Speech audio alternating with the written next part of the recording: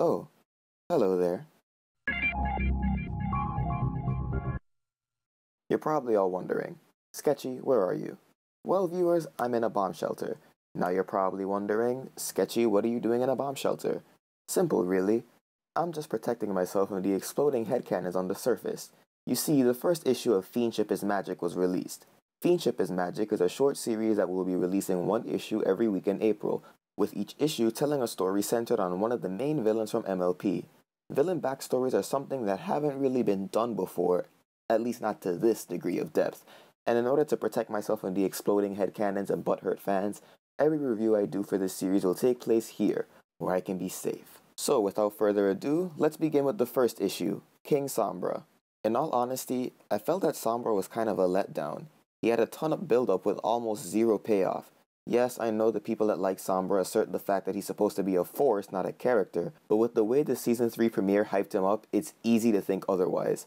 Despite my review of him, however, I still thought he had a lot of potential if he was given proper exploration, and I was actually really excited for this issue. And I gotta tell ya, this story was heavy. We begin in the present-day Crystal Empire with Twilight assisting Cadence in opening the secret stairway in her throne room since she can't use the spell as well as Twilight can. Cadence explains that she wants to know if Sombra kept any information from the official records of the kingdom. They end up finding his office, where a journal lies on his desk. Being the nosy, curious mayors they are, they decide to read through it to see if Sombra had any girlfriends, learn his backstory. It turns out that Sombra was an orphan found outside of the Crystal Empire in the freezing cold. He was taken in by Chestnut Falls, the mayor that runs a local orphanage. Being a school-age foal with no formal education, he was way behind the other students and struggled with his studies at first. And being ostracized by his peers didn't help much either. Luckily, he meets a kind filly named Radiant Hope, and they become fast friends. They were the CMC before it was cool. One day, the two foals visit the Crystal Heart, where it is said that if you look into your reflection, you'll see what is in your heart. And Sombra doesn't like what he sees. Despite being told by Princess Amore that he can change his future if he wants to, Sombra's vision still haunts him. Radiant Hope decides to take him to the Crystal Fair to cheer him up. But on the day of the fair, he falls ill and can't go, and he promises Radiant Hope that he'll go with her next year. But for some reason, every year, the Crystal Fair renders him sick, and it gets worse each year. With his condition getting worse and worse, and Radiant Hope finally discovering her talent, Sombra begins to feel abandoned, and the loneliness that he felt from his foalhood begins to come back to him, prompting him to... You know what, I'm gonna stop there. This story was just incredibly sad.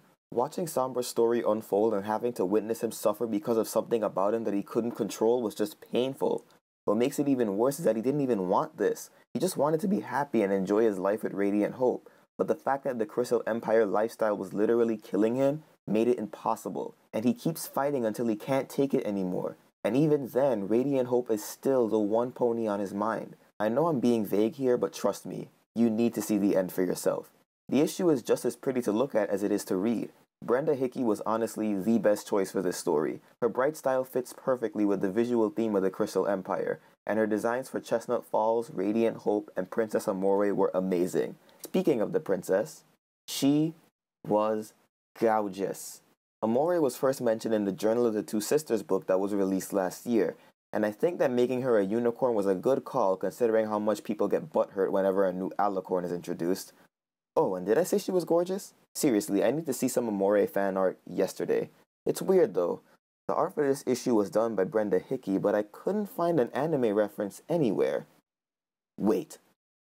No, she didn't. This issue was a great way to start FIENDship is Magic. I think this issue alone was enough to boost Sombra's appeal for me.